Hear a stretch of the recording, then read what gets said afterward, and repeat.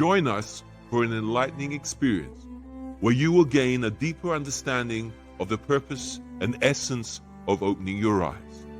This is your chance to enhance self-awareness and personal growth with a shift in perception that provides a fresh outlook on life. Embrace the journey from consciousness to superconsciousness by Barrett Kunyan. Hello, hello, hello. And we have the lovely Martina here again in our Bioactivator studio. Welcome, Martina. It's an honor, pleasure to have you back again. It was, I think, about a week ago, we had a connection. We had a beautiful, open heart conversation, and really appreciated that connection. And here we are again. Yeah, likewise. Thanks very much for inviting me for another chat. Playing in the field of consciousness. That's what Bless you. Doing. Thank you. Yeah, I mean, I got triggered in the most profound, powerful way looking at a particular painting of yours, and it was the Firefly painting, and yeah, because I had an amazing experience some years back with Firefly, because I was like, what is this? You know, I'd never seen one before. And it was like, I couldn't believe what I was seeing. These flies were in the darkness. They were just creating light. And how can such a being produce that kind of light, you know? And it fascinates me a lot, even to today. I mean, I'm beginning to feel that a lot of us are beginning to glow in the darkness anyway. But coming back to your painting, I mean, it's I got drawn to it, and it's wonderful to see your art. And I haven't seen, to be very honest with you, as always, I haven't seen many. But what little I've seen, especially the human tectonics, is it tectonics? Yeah, is that pronounced? Tectonics. Yes, tectonics.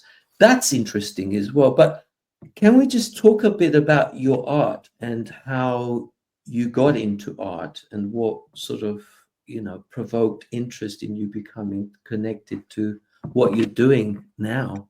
Absolutely. Yeah, thanks for the question.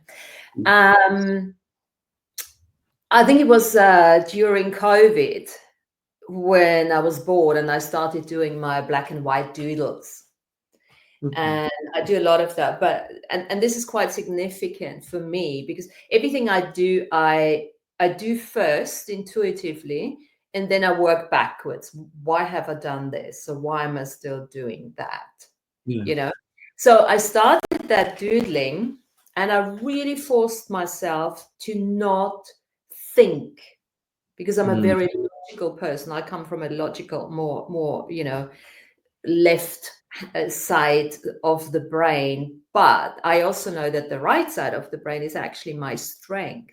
So I've been starting that doodling to really practice right side, right hemisphere exploration, but just taking a piece of paper, black pen, it's the same black pen all the time, and I just start. Sometimes I close my eyes and I just do anything like that, and then I start, and then I look at it and see, oh, okay, that's interesting, and I start communicating with whatever consciousness has been created on the paper, and then I start playing with it and start molding and allow something to come through.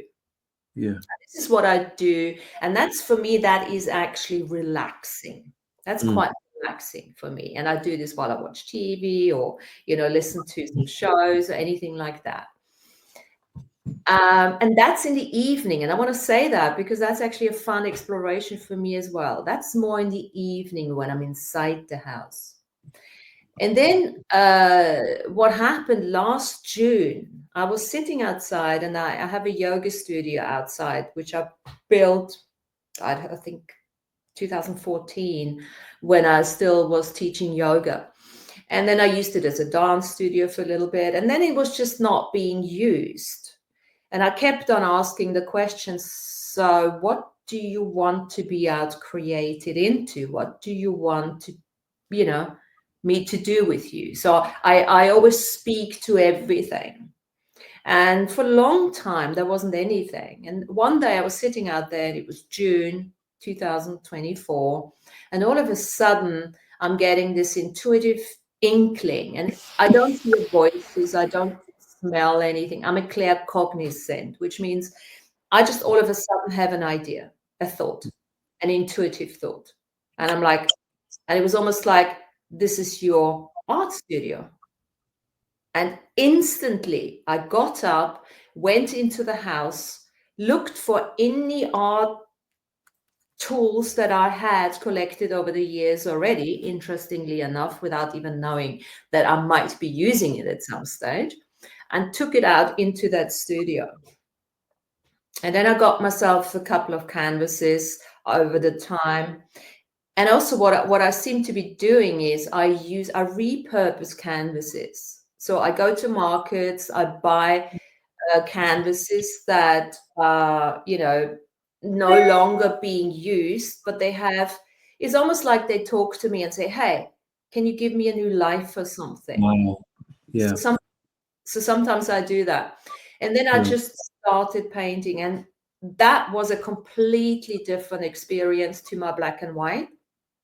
It was so frustrating the first week.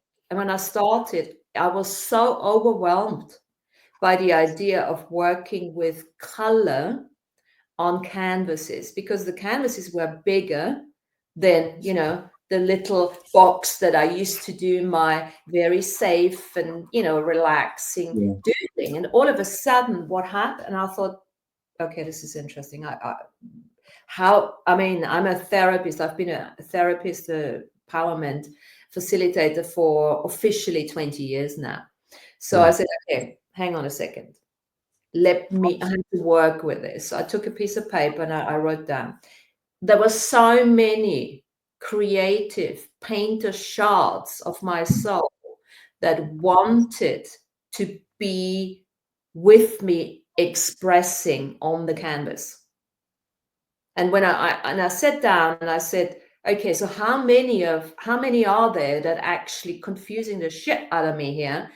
So I can't even do anything. And there were thousands. And I said, okay, let's do this. I lined them up, and that's obviously an intuitive process. You visualize them. I don't need to see them. I'm also an entity facilitator. So these are shards, these are entities. Some of them are healed. Some they just want to be a contribution. Some of them are really, really in need of healing, of help. So all shards. So in all these many lifetimes that I've had, I had creativity that was expressed through painting. So I lined them all up, and then I said, okay, so out of this thousands, the ones that need to leave, those ghost shards that are just hanging around, don't even know that they haven't got a repurposed yet or anything. I said, you have permission to leave now. So let them all go. And then, it was quite significant because there were so many just disappeared. And all of a sudden I might have had 10 left. And I said, so out of those 10, line up. And now we're going to have a conversation. What is your purpose of being here? How do you want to contribute to me? How can I contribute to you? And that was the process I went through. And long story short, I was left with about six of them. Yeah. And they keep changing, but there's the one he is a color specialist. So he knows about color. So I have not learned about color. I have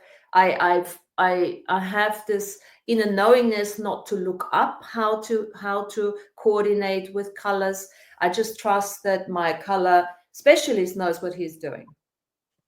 So, and he's still with me. He was with me from the very beginning, and he has a huge impact because I work a lot with color. So, I really like that. So I'm integrating that shard. But and of course, let me say one thing, the shard is integrated. It's not that I'm a fractured person with different personalities or anything. But when it's a communication, an internal dialogue. And then there was another one. There was a minimalist, and the minimalist is still with me, and I'm seriously confused. Why? Because all my paintings, there is nothing minimal about it. And I often say to him as well, there are lots of male, which I, represent as male. I said to him, so why are you still here? I'm not a minimalist painter, and I will not. And he said, no, it's fine. He just wants to be part of this because he wants to learn how to be a maximalist, right? Or a surrealist, or whatever, you want to call my paintings. And I thought, okay, cool. We can do that, right? Then I have a shard. I just mentioned one more because he's quite funny as well. He's a 15th century fine artist. Another one I'm finding particularly intriguing why he's still with me, because I'm not a fine artist. I'm very much an abstract artist, And again, he's had one opportunity once where I completely did not like that little painting that I had made. And I just slashed some color on it. I left the studio. And the next day when I came back, all of a sudden, he had made that most significant, beautiful little cow and cat painting. Wow. I had let go completely. Long story short, I'm practicing with this kind of painting. I'm practicing to completely let go of everything I've learned, everything I've known, everything I try to control or flow with, and just allow myself to just smash it on and see what happens. And is this it's not a process that is ease all the time. It's not easy, because there's a lot of frustration that comes out because you want to control the process and like, oh God, no, I really should look up what color goes with which one. I should. But every time the shoulds come up, you know what's happening. You got to say, okay, no, hang on a second. Why have I started painting in the first place? Not because I want to be a famous painter. No, because I want to really practice the right hemisphere of my brain to come out and to start coordinating with the left and to be coherent with the gut and the heart and the brain, so that everything just harmonizes and you literally start painting from the heart. Wow. Okay, long answer to this. Phenomenal answer for me personally. I'm sure the viewers out there are just as excited. But so, excuse my ignorance, but you've never studied art before, right? The way I understand. Absolutely not. I'm a very creative person. I've done a million creative things, but I've never seen myself as an artist. I've never aspired to be an artist. It was literally something told me, get started. Wow. Yeah. And I knew that I was it was almost like, and I still do that now. And also the thing is, I'm a bit like, commitment is not an issue for me. So I've probably, since June last year, I've probably done 200 paintings already. Wow. What I do now is I have 3 or 4 different canvases going. Because not every canvas needs your attention. So sometimes you got to let them almost simmer like cooking, and then you say, okay, are you ready for more? So I'm having this dialogue with the pieces that get created through me. So there's this honor, that respect, and that dialogue, that consciousness that is communicating through me. Yeah. So you can start with a blank canvas. You can start working on it. Do you leave it alone and start another one, or do you leave it alone, go somewhere for an hour, 2 or a day, and then come back again? Absolutely. Okay. I do it that way. So I have 4 or 5 different canvases going, and sometimes they just want to be primed. Sometimes, they want to, something, because not what happens with my paintings, stuff starts to appear. So sometimes I walk away from the painting because there is no clear message, and then the next day I come back into the studio and I look at it. Oh, there's a face. Oh, interesting. And also what's interesting to me is I have a lot of faces coming through. So lots of them are faces. So it's almost like, if I'd be using the word channeling, I would say I'm channeling certain beings that are coming through with certain messages. It's an amazing phenomena. I mean, can you connect with? I mean, if I was to ask you a question like, name me a famous artist that you like, that you look up to or aspire to. Sorry, I don't mean to put you on the spot. Not that you'd be challenged in any shape or form, but do you feel there is a particular person that a certain style or a painting that you've, as a child or as an adult, you've always looked up to, whether it's Mona Lisa or whichever? No, there's no specific one, because I'm like, I'm a magpie. I just look at things and I take the shiny thing I like from the various things, and then I make it my own. So I've been influenced by, I don't feel that I've been influenced, because I've never really paid as much attention to any particular artist. What I've certainly always have done is like looked at art and liked it or not. So, I mean, even if I look back, I'm Austrian, so Gustav Klimt obviously comes to mind. But then I could also say Franz Kafka, not Kafka, but Nietzsche, with Nietzsche, with, all his weirdness, and isn't he the one with the blood and everything,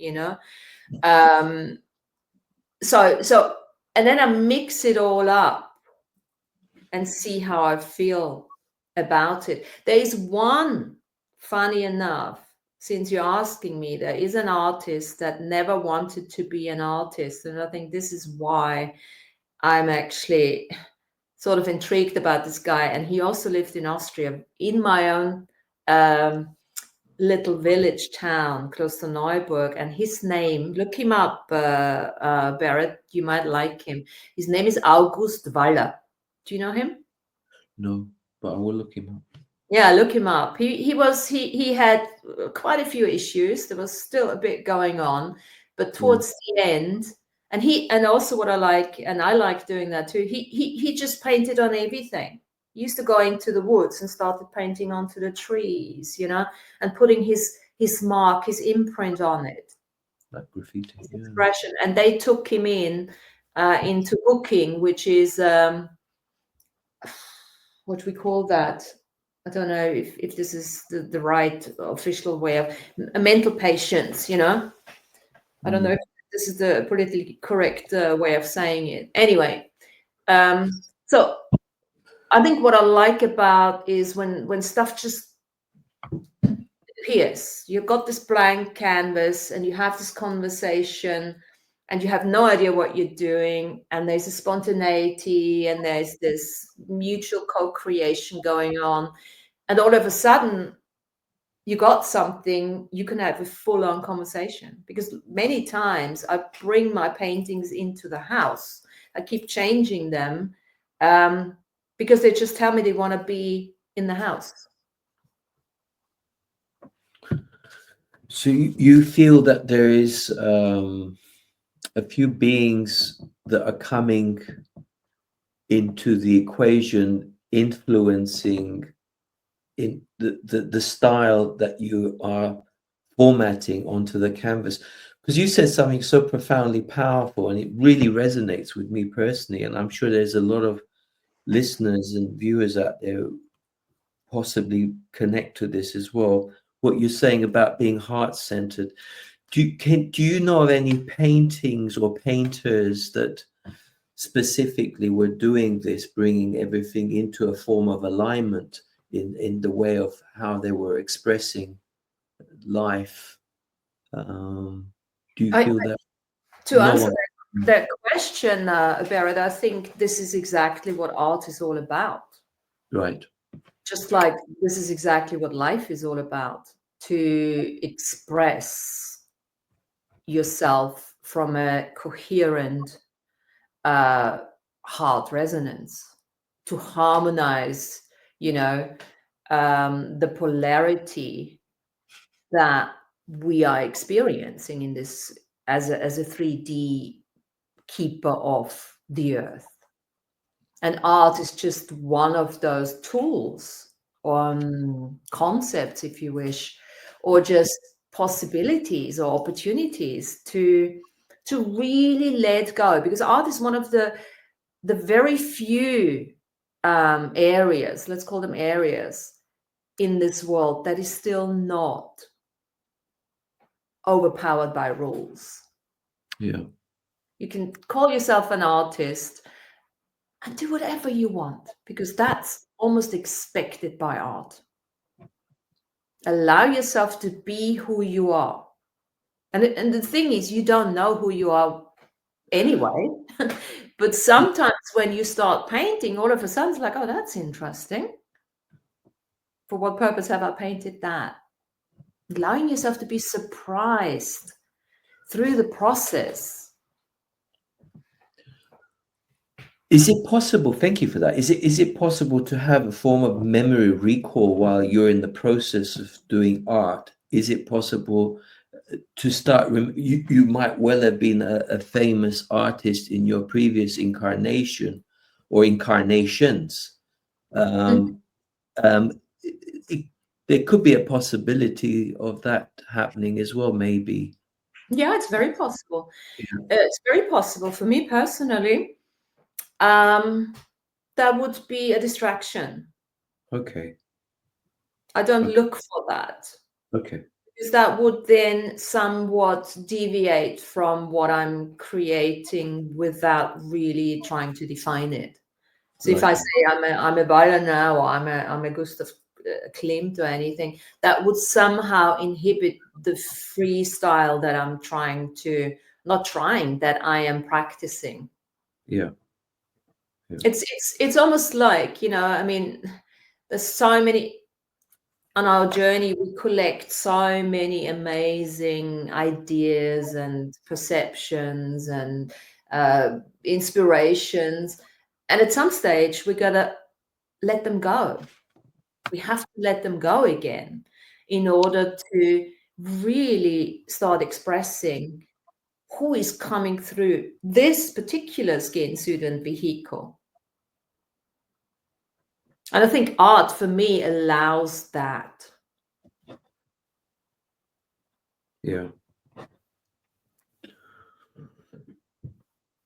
You were saying that you sort of up to date managed to put something like 200 paintings together. Yes. You were almost in a position to have an exhibition, sounds like to me. Do you feel, yeah. I've had you'd my like- first exhibition in Oh, London. yes, excuse me. Yeah. Right. I'm sort of behind. Yeah.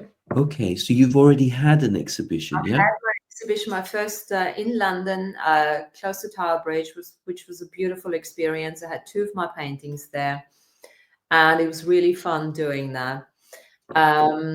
I've also have a digital exhibition going on in October, where one of my paintings, The Grand Rising, will be, in London you have the tube stations, and then you have those long trails of stairs going up, escalators going up. Yes. And you've lived in London. And then you have those, sometimes you have, all the musicals and all the art on the side. And then sometimes, they do art exhibitions there. So I will have one of my paintings in 3 tube stations in October, and will also be in a magazine. And there's something else I'm working on at the moment. Oh, did you freeze, Baron? We've got a frozen Barrett Tunion. Let's see when he comes back.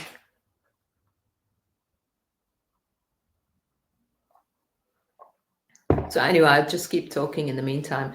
So the other thing I'm thinking of doing is, because I love contrast. So yes, you can take your paintings or your art to, oh, I lost him. Let's see if he's coming back. Take your paintings or your art into galleries and all sorts of things, and community exhibitions, which is definitely good fun. But then there's also a way of, you know, bringing art into places where you would normally not expect them. So a friend of mine, she used to do photography. She's no longer around, unfortunately, but she used to do photography of water. And she used to take that photography into hospitals to help people with the healing process. So we used to go around to hospitals and talk to the people where's the best place of hanging it up. And if you ever been to a hospital, you actually, that is quite a common thing now, where they're doing that. Not think about hospitals, but probably other. Barrett, I just kept on talking. Thank you so much. I don't know what happened there. You're welcome. Thank you. Welcome back. Thank you. I'll have to listen to what I missed later. Yes, after the recording. Bless you. Thank you for taking ownership. Sure. You're welcome. So, do you want to just recap a little bit for me so I can get into the rhythm? I was just saying, you know, another opportunity that I'm working on is to actually take art, my art, and put it into, exhibit it in places where you would normally not expect it. Right. And I just mentioned my friend's photography, water photography, that she used to bring into hospitals, you know, because I think art is, as you say, I mean, it's inspired you, and every artist is an inspirer on some level. You know, we get inspired ourselves by doing what we're doing, but 100%. Then it's lovely to share it. And as we know, not everyone likes the same art. That's what makes it so exciting. Yeah. In terms of putting a nominal value to your paintings, if someone was to come and say, look, especially the one that triggered me, let's say the Firefly one, for example, mm-hmm. what would be the value of this painting? Could you sort of find a happy medium as to working out a certain price? Yes. For your painting? Yes. My first go-to would be asking the painting itself how much it wants to be paid for. And then I would also take into consideration who is interested in it. It's a bit. I don't know, Barrett. I don't. It's a bit. I just checked my one. My one is there. It's a bit disruptive. I quickly go down, Andrea. So anyway, so I asked the painting, and then, you know, I see who is interested in the painting, and then I just create the pricing from there. And then I would take into consideration how much I like it. Do I actually want to sell it? Because that comes into it as well. Or, you know, how much, you know, I do not make a judgment call on the timing. Okay. Or the paint or the canvas that I invested into it. That is my least consideration. Okay. But a lot of people listening into this as well. So purely from the perspective of what you're producing, mm-hmm. You're not doing it particularly because you need to raise money. It's more to do, you're raising awareness and bringing for humanity a very powerful message of, or possibly an image that evokes the senses to come into a form of unison. So is there one particular painting that's more powerful than the other one, or is it all, because it's all heart-centered, it's because no two beings are the same. Everybody's interpreting something based on their level of interpretation. But generally, is it kind of like helping humanity raise its game to be more conscious, aware of who they are or what they are? And is it possible that it's encourage? Is it the wrong word to use? Is it encouraging people to become more self-aligned, to bring that balance? Looking backwards, when I look at the paintings and the description sometimes that I add to it, again, I'm working backwards. I'm not having the idea of the so-called teaching or inspiration and then do the painting, but the other way around. I am totally attached of that outcome, though. I don't necessarily think, oh, I need to write about trust now, or I need to write about glow. No, it's the painting itself that inspires me to write something. Okay. Which I then add. The thing is, my background officially as an empowerment facilitator and therapist for 20 years, I've accumulated so many teachings, so many inspirations that I have obviously expressed through books. I've expressed them through the shows that I'm doing, through the people I'm working with. This is just another form of expression for me to add to. Now, I have no attachment to anyone ever looking at them, ever reading them, ever thinking. I know the paintings are encoded with healing codes, with empowerment codes, but that is purely because I've painted them. So I have an understanding of energy. So since I am the co-creator of the painting, there is no other way that this is going to come across. And to answer your question, are some more or less empowered? No, absolutely not, because there is no intention as such. This is a free flow. The intention is empowerment, inspiration, just joy, but almost like it has to be joyful for me first. Yes. Not from a selfish perspective, but from the knowingness that if we are not finding joy in doing something, how can we expect somebody else to benefit from that? And yes, there are certain paintings that I'm more attached to because there's obviously a teaching for me in it. Yeah. Then I feel at some stage now I can let it go. And it's a very subliminal messaging back and forth. It's not that I stand in front of the painting on a daily basis and have hourly conversations. Thank you for that. Martina, coming back to the Firefly, what's the most powerful, profound message behind the fact that you put paintbrush onto canvas to create this amazing being of light? What's the profound message there? Yeah, thanks for the question, because I didn't consciously, or I didn't have a goal to create a Firefly. Oh, wow. I started the canvas, which is a repurposed canvas. So there's actually a motorbike underneath. Funny enough. So I started, putting, which has an energetic imprint as well, right? Yeah.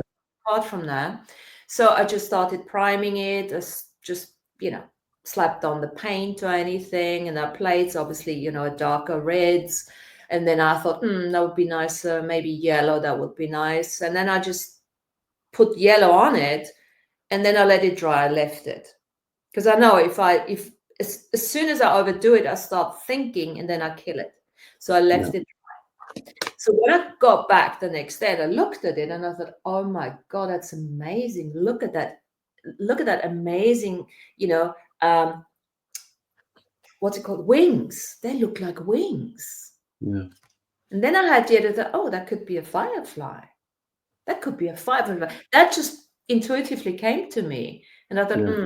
I don't even know what a firefly, because I don't really know how to paint or draw. So I looked up what a firefly is. And then, of course, I could make it into a proper firefly. But everything in me says no. You can look at the picture of a firefly, but then put it away and now make your own. Yeah. And that's what I did, and that became the firefly. And that was I almost didn't, and I'm so grateful you actually liked it, because I almost didn't post it, because I thought, there's not enough on it, and maybe I just paint over it. And then I thought, no, who cares? Just put it on. And I had such a lovely feedback from people, and it helped you remember your time in Bulgaria, as you were saying, when you had all those fireflies around you. Now, can I say now that I painted it for you? I probably did. I probably did. Because that's what I do. I'm a harmonizer.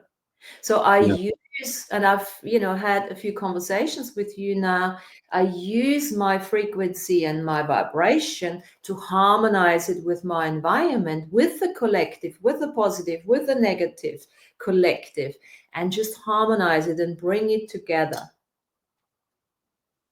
And then, obviously what's happening when you bring contrasts together, you just balance it out in neutrality. And that's when I then take the paint and take the canvas and create something new. Because there's no point to okay, I'm a balancer. I can balance good, bad, polarity, bias, prejudice. Now the question is, once you brought it together into the heart and you brought it back into neutrality, what are you going to do with that energy? It's raw, pure potential energy for you to create. Yeah, no, it means a lot to me, that painting, to be very open with you as always. It means a lot because I feel as though humanity is, I don't know if the upgrade is the right word, but humanity is definitely coming to a point where they're going to begin to glow in the darkness. The darkness will diminish in the most loving way. We're not saying we don't need the darkness. All we're saying is that there's going to be an equilibrium. If you have too much of something, it's not maybe the best. Too little is not the best. So it's kind of like harmonizing is a perfect word.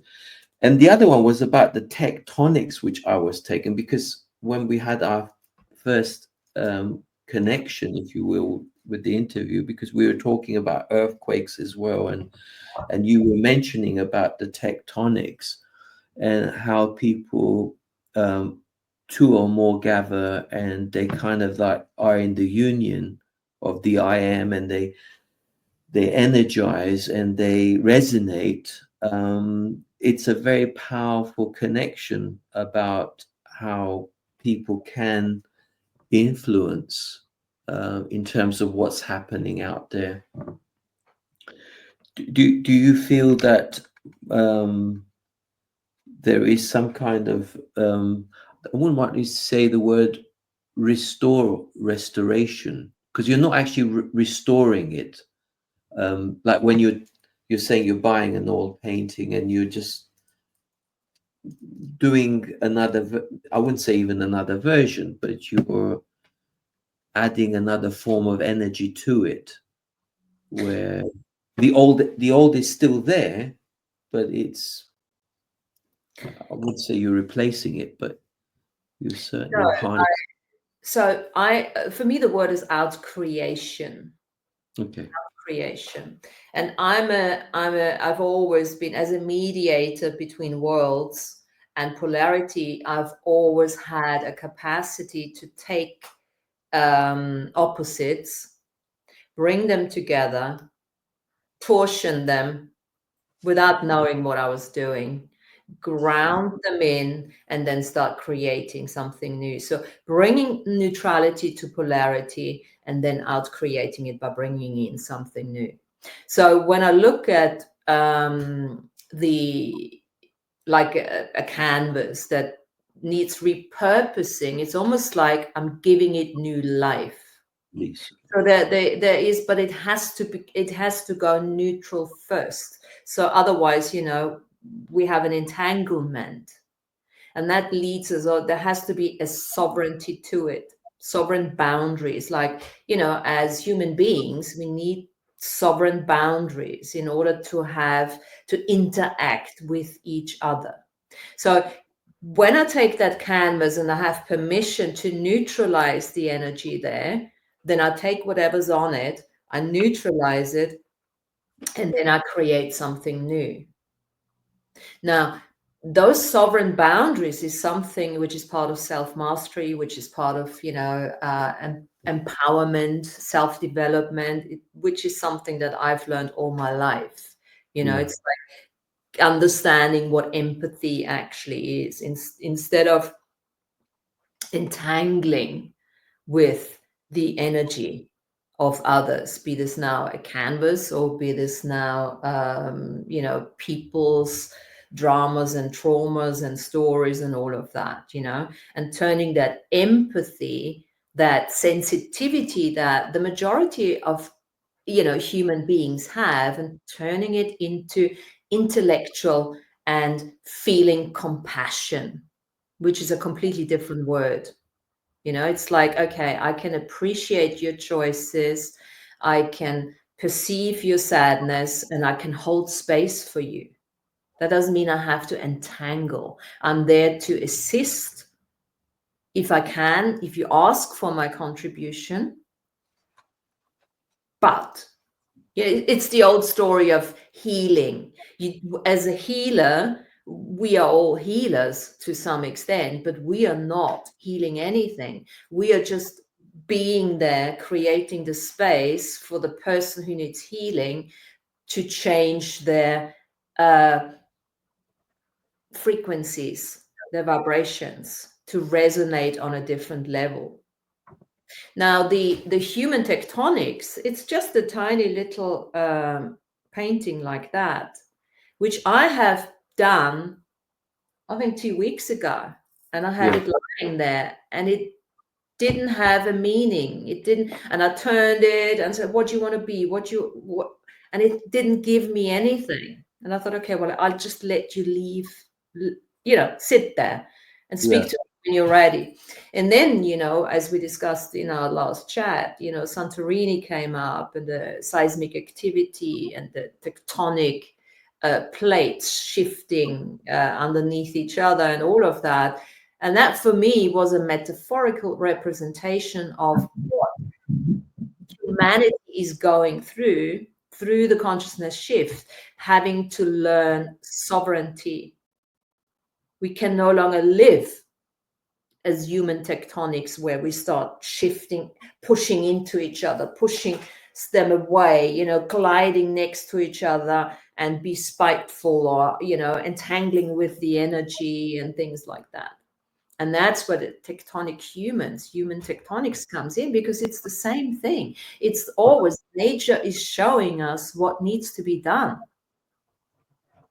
We don't need a volcanic eruption even, because that would say, okay, well, it's that letting that steam off, which you could use a volcanic eruption as a metaphorical representation. So it's like the mirror principles, but just on a more collective and expanded way of looking at it. What is that telling me? And as soon as I had played with that and looked at that, and usually I don't even look at news, but that was, for some reason, that was like interesting. So I thought, okay, how can we make this into a teaching? And then when I went back into the studio after that, I looked at the painting, and there it was. I had painted it. That's a tectonics. And I'm like, okay, now I know what to say to that painting. Or now there was the definition. And of course, you know, it's completely open. If somebody says, well, actually, this is, I don't know, I see it as a bowl of soup or something, well, then that's absolutely fine too. Yeah. It's just, I think the definition, I think it's one thing I have to say, whenever I did look at paintings, the title had always a significance to me, because it was almost like the painter, the artist, taking responsibility for putting their voice to what they had painted. It always, when I bought a painting or something, if the title wasn't right, I was almost put off by that. Interestingly enough, because I'm an art creator, so give me something that you think, and then I can say, okay, well, yeah, I like that, or it inspires me to look at it from a different perspective. Because at the end of the day, this whole awakening business that we're going through is an individual journey first, an individual journey of self-mastery, of sovereignty. And only when we have acknowledged ourselves as individual contributions, complete contributions that do not require completion from any other human being outside, then we can come together as the big puzzle, because we all have our edges quite nicely defined, and we can put them together. And then we can become the puzzle. Only then you can see yourself as the little piece of the puzzle, but at the same time, you become the puzzle. Because every energy that you can fully embrace without bias, you can start emanating. You become, because everything is energy at the end of the day. It's the energy we create with the frequency, the vibration, the resonance, and the soul projects the data, the information into that holographic technology. Very powerful. It's like what I feel when you're talking is like to have that connection, to be able to embrace the all-encompassing. That's really, really powerful, because that's where heart-centeredness is all about, not being prejudiced to say that's right, that's wrong, that's art, that's not art. And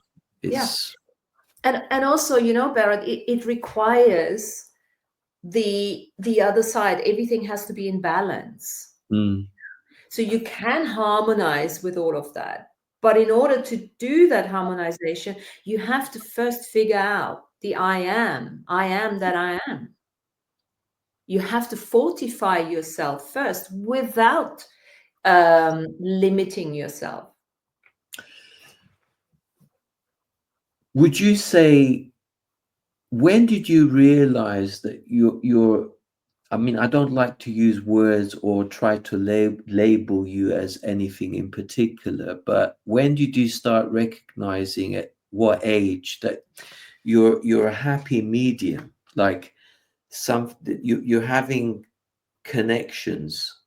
When did it all kind of fall into place? Were you of a specific age where you started to realize who you are and what you want? I learned it the hard way. I had to learn it the hard way, because all my mediumship that I used to do, I did in unawareness, and that bites you in the ass.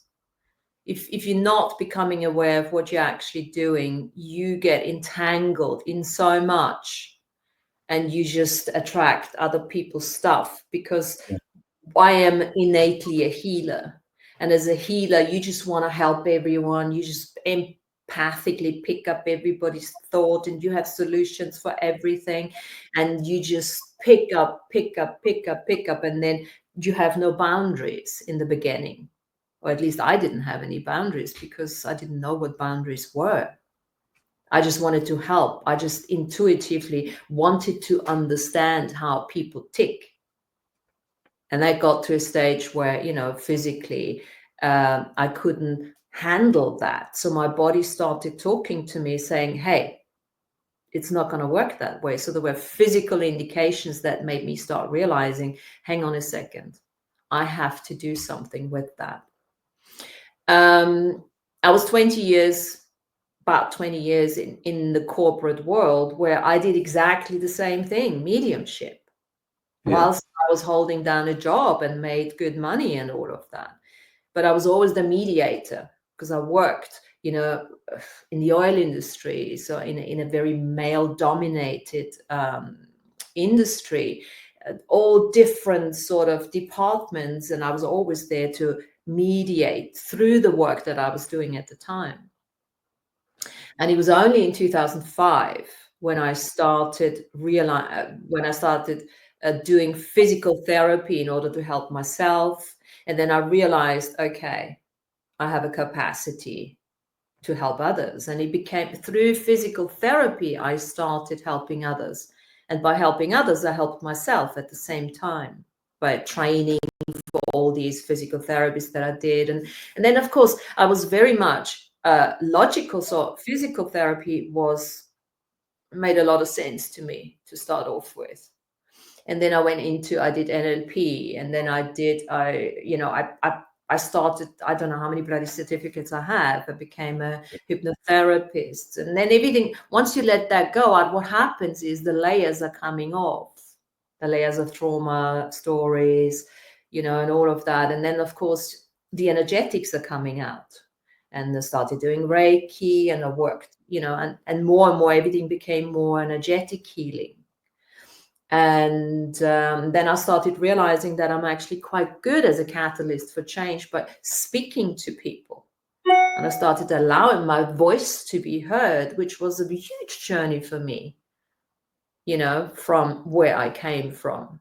And then I started the teachings and the shows with people and things like that. And then, of course, what happens quite quickly, I don't know how many lifetimes I've lived already in this lifetime, I started becoming more interested in the galactic, in the more universal side, because the more you clear, and this is the thing, the more you clear, the more your own you is coming through. Sure. And I surprised myself on so many levels, just like I surprised myself with the painting. And I think this is what we're here for. Allow yourself to be surprised by yourself. Yeah. Letting go of all those old veils and and everything else is just coming through. If I may, you mentioned hypnotherapy. Anything to do with what the late great Dolores Cannon used to do, like being a reporter, past life regressionist? I learned a traditional way, not with Dolores Cannon at the Elman, and I can't remember all these things. I personally never really liked it a lot, because it was, it attracted a certain clientele. They said, okay, I'm lying down and you do it. Right.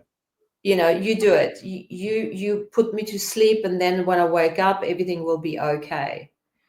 The understanding that hypnotherapy has nothing to do with that. It's the same like healing. No, you might be even awake, obviously, when we do hypnotherapy, because you find your own nuggets of wisdom whilst you're being, So no, I didn't do the quantum healing, the quantum hypnotherapy.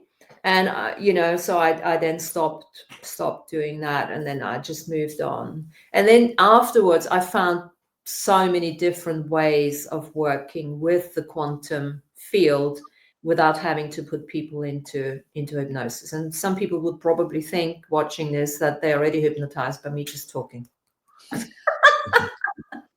you're so, I mean, I feel so relaxed in your beautiful presence as ever. Thank Do you. Thank you. Do you feel there's an invitation for humanity to obviously raise its game, to be invited into this galactic society that you're kind of touching base with? Do you feel this is the ultimate place of where civilization is going to celebrate very soon? If not now, we're celebrating already with this joyous occasion. Yeah. I would use a different words other than invitation. You can use invitation too. Yeah. From my personal perspective, it's the purpose and mission. It's the whole idea of why we're here. Yeah.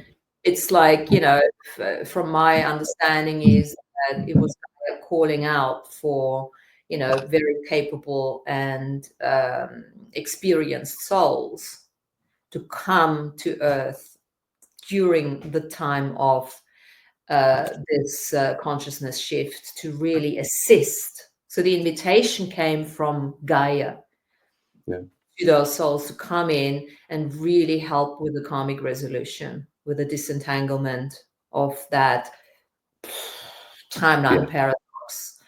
And every single one of us, irrespective of their choices that they're making, are a part of that karmic resolution. And I think the invitation I would send out, or I give myself all the time, is like, do not judge. If somebody chooses to become a homeless and never ever entertain anything else than that, then he or she is exactly what he or she needs to be in this particular transition period, because we need to keep the balance. Yeah. For the individual themselves, I would say, seek your joy. Find what makes you, some people call it happy. Find what feels light for you. Yeah. No, that totally resonates with me, and I'm sure it does for many, if not all, the viewers viewing this incredible connection. Because when you're in your element and you're at peace and joy, you become the gift in so many ways without you having to do anything. It's just that beingness of who you are, because you're emitting this frequency that's bringing this unison, as we're so much talking about. The year, I mean, we're talking about a 2025 situation here, where there's, within our so-called spiritual community, there are many who are talking about 2025 being a launch pad as such. Does that resonate? Or I mean, maybe it already started 5 years ago, but do you feel that there's something unique happening in 2025 as a form of alignment with the planets and as well? I always caution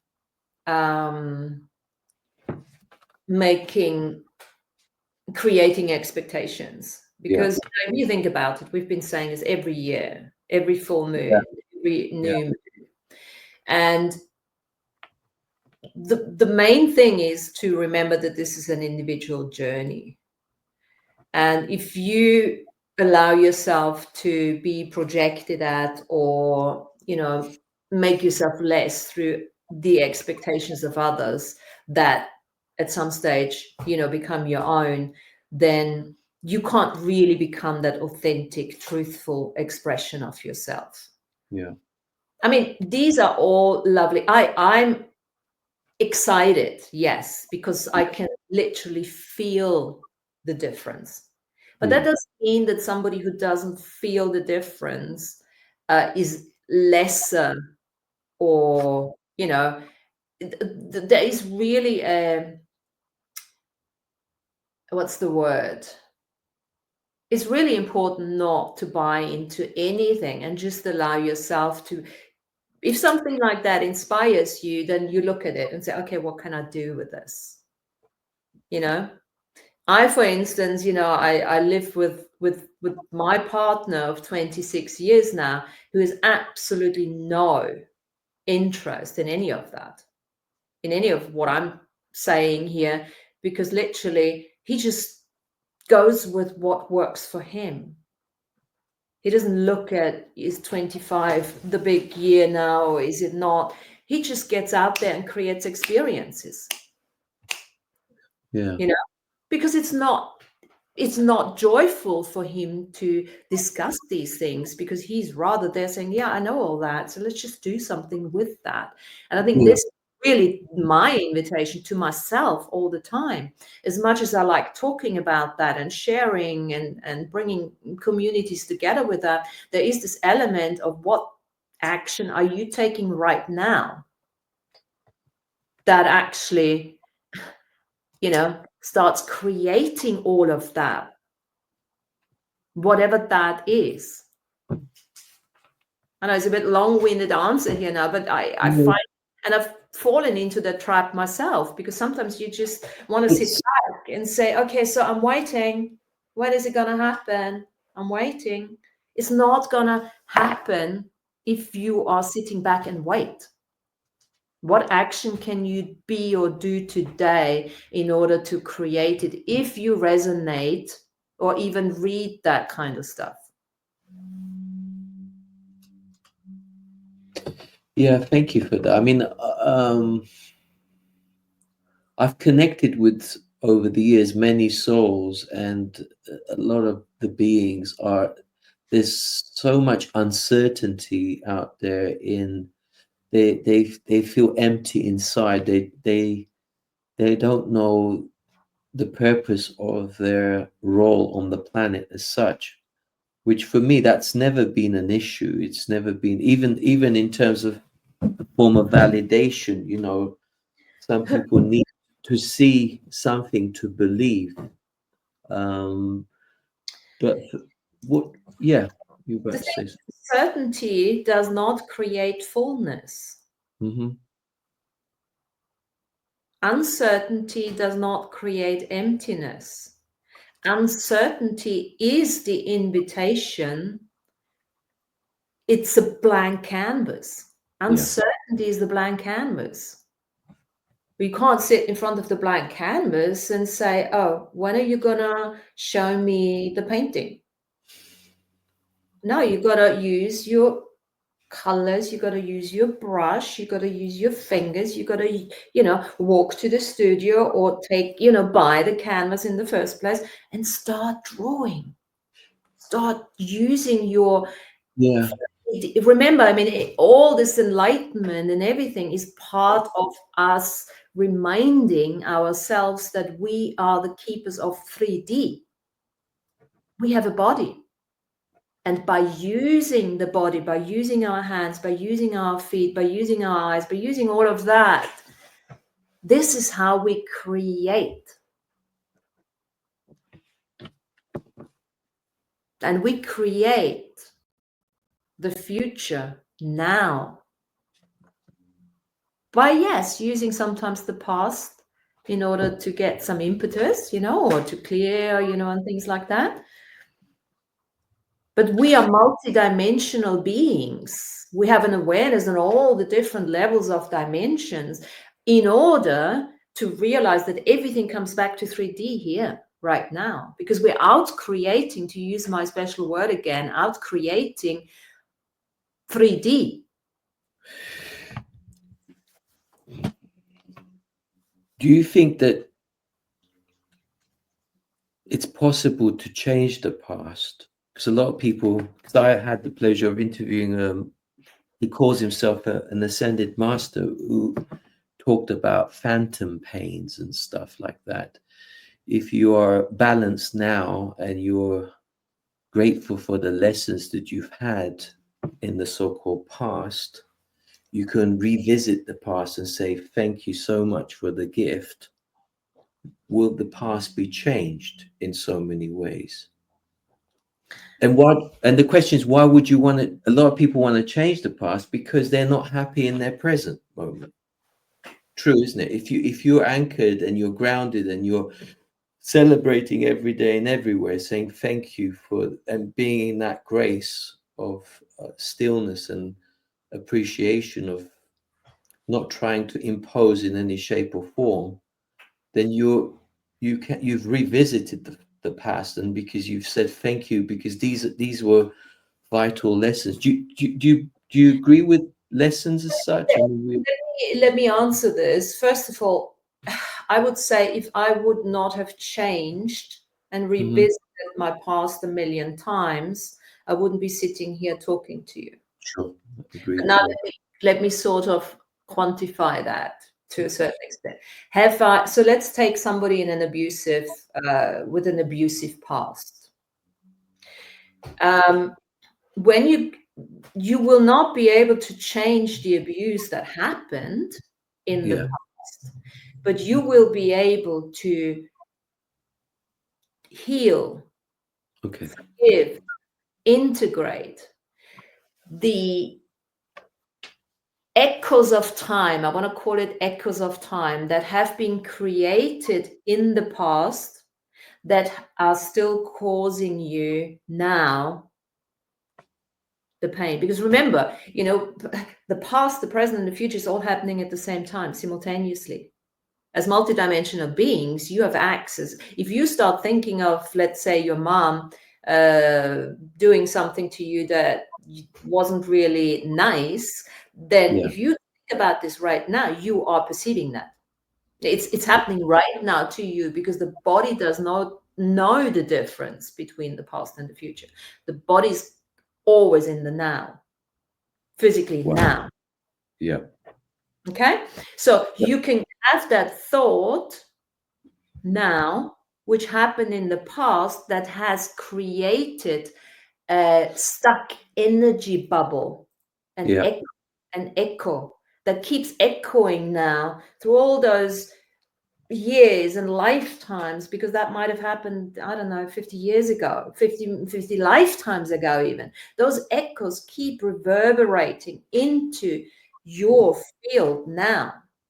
So as you change your awareness, if you come in with a higher level of awareness and say, okay, well, what is required here to get rid of that echo of pain, of that stuck energy, and you find a learning, you find forgiveness, whatever it takes for you, then you let that energetic hold, you heal that, you change it. So again, we have a situation where something negative happened, you bring in that learning on a positive level because now you understand it from a different perspective.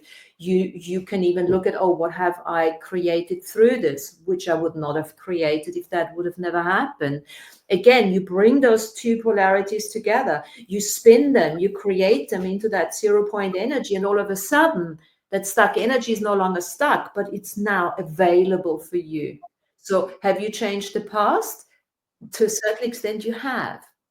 You're no longer being, entangled with whatever happened there. Yeah. It hasn't changed the abuse.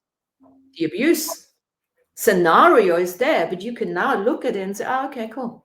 That's the story. It's just the story, but it's no longer like, drawing on your heartstrings. That's very powerful. Yeah. Do you feel that every action should have a reaction? Do people need to react in a certain way? Can they just not need to react necessarily? And it's a choice. I think this we're getting to a stage now where, and again, individual journey first. So we're not all in the same boat because there are many, many different boats. Question is, which boat are you choosing? And the understanding of sacred neutrality is that not everything requires your response, but then, and no response is still a response. Yeah. So if somebody,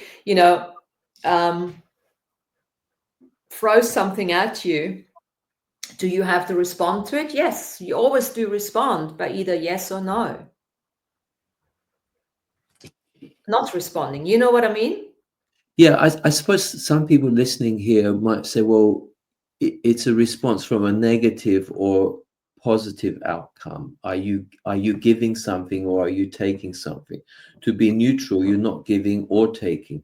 But we have an expectation. A lot of people still have an expectation, because if your operating system, this is a tough one to master, because I like to think that I'm operating from abundance and not scarcity. Because scarcity for me is a myth. It's been created for possibly for whatever the test is. For everyone's going through their unique ability to siphon what is truth. But my understanding is that the soul, there are many variation of souls going through different ups and downs. And for me, and this is something that it's taken me a while to master, and sometimes I'm still a little bit fallible. I have to be honest. The temptation to indirectly impose on the freedom of movement, because I sometimes, well, that's right, that's wrong, that's black, that's white. That doesn't feel quite natural.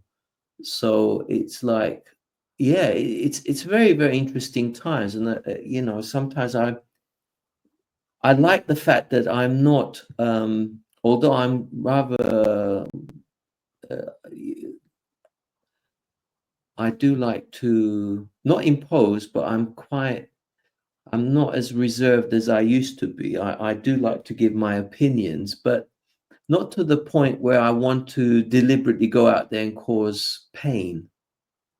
And often even my silence is triggering people, because they're almost saying you have to react. You can't just sit there and pretend you don't care. Yeah. And so sorry. I think, I just want to say something to that, because, for the longest time, I thought neutrality does not create, but I stand, corrected on this one. Neutrality does create. So let's say, for instance, that, you are, let's use the example, you see someone in pain. Yeah. But you're not empathically entangling with it, thinking that you have to contribute or to do the healing, or, because they haven't asked you. So you could say, okay, this is a neutral state that you're staying. And so in that neutral state, you ask the question, what is required here? Yeah. And if nothing comes up, then you're still responding by staying neutral. Yeah. And then, of course, what does neutrality even mean there? That you are holding space. You could say, I'm listening. Now, is that a neutral response? Yes, it's an active response, that you are listening. And maybe that's all that is required, unless, that person is truly, truly asking for your assistance on some level.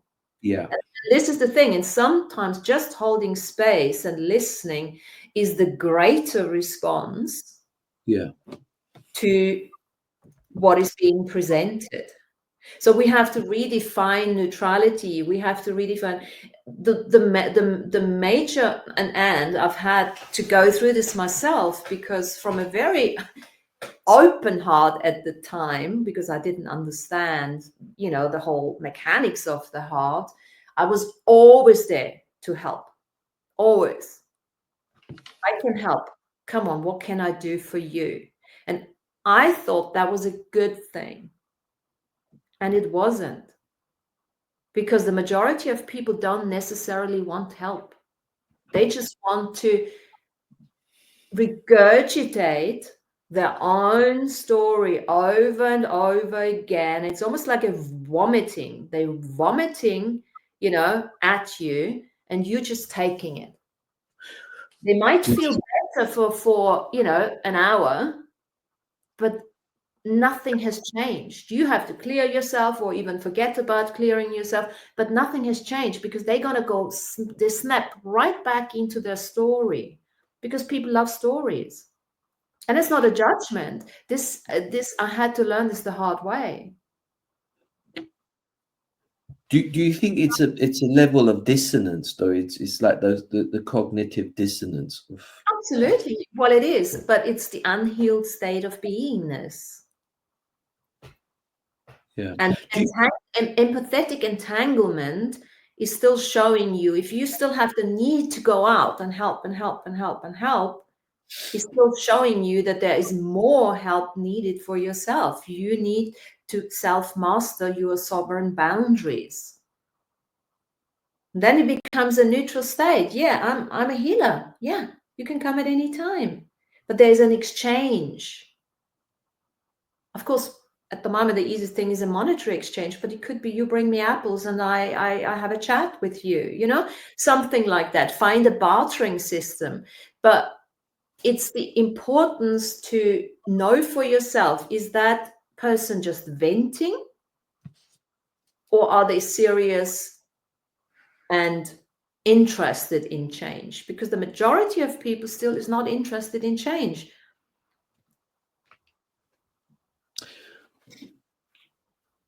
Yeah. Without sort of going back to the reference to the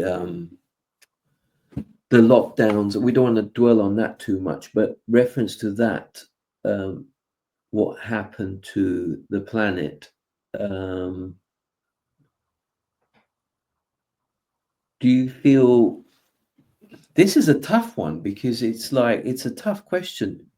Was that a good thing or a bad thing, the lockdowns?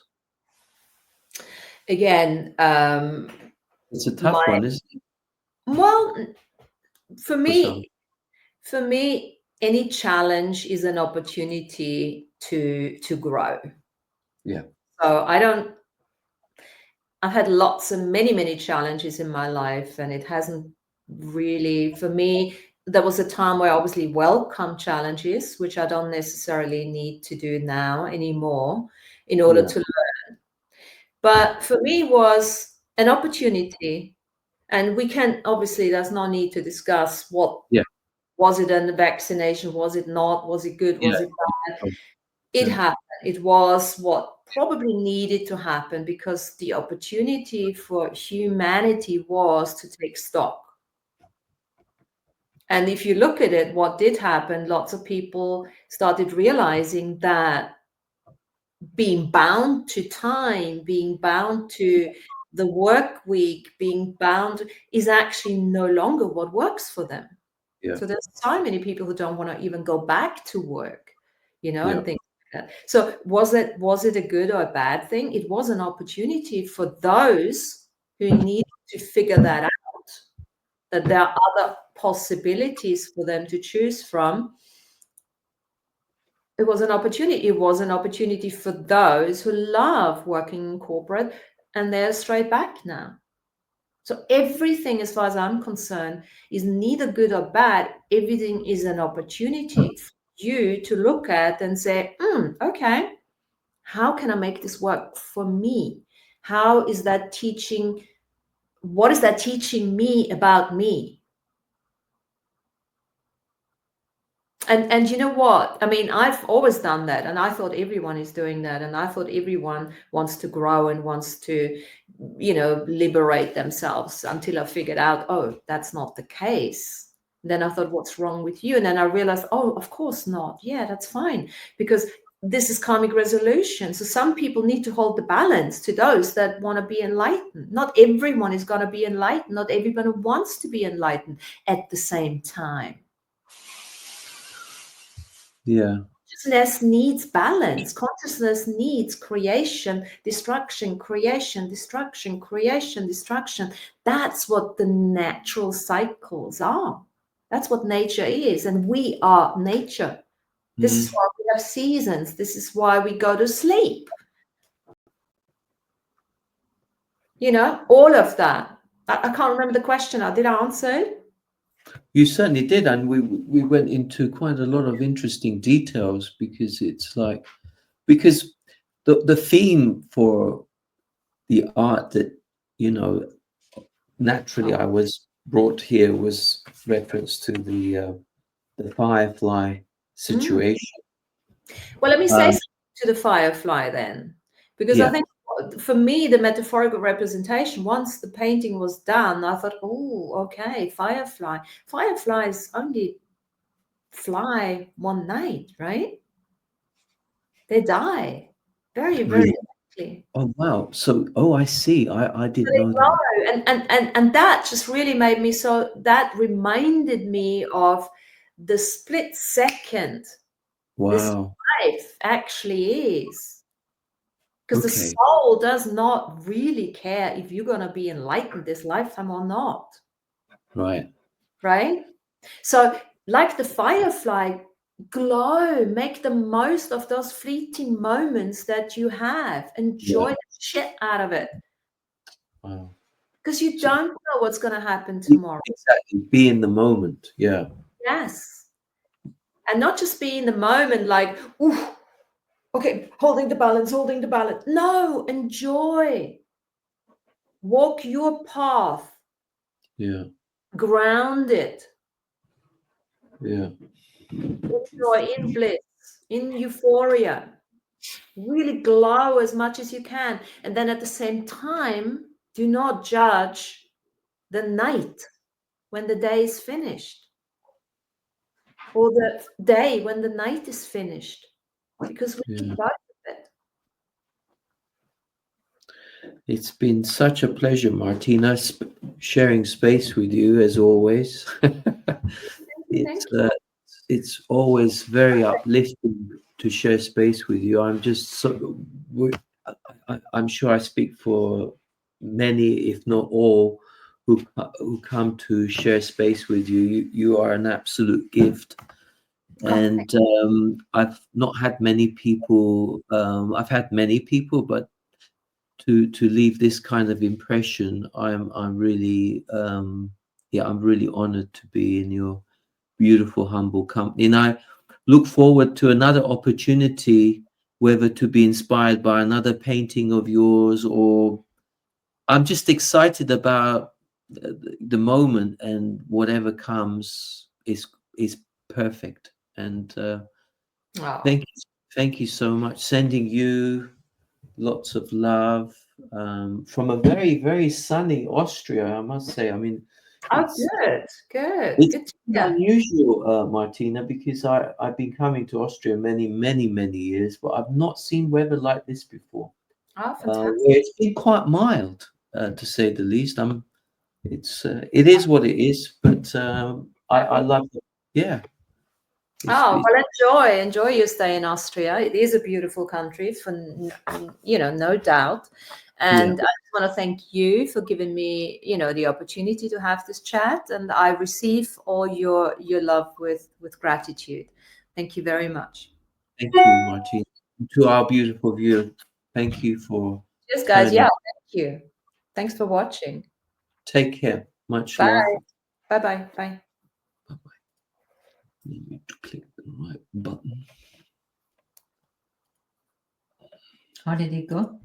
Bioactivator helps humanity investigate the purpose of our soul evolution by connecting to the biological computer, embracing organic Wi-Fi, which is cosmic energy. In helping humanity remove itself from the hamster wheel mentality, which is fear-based energy, through these fundamental questions. What, where, when, how, who, and why we and all life exist. If you struggle to answer these questions, then you are still on the hamster wheel. Bioactivator does not attempt to heal anybody, but creates harmony and neutrality at its core, with the purpose of do no harm, cause no loss, and do not impose upon the freedom of others, and to help simplify life to natural law.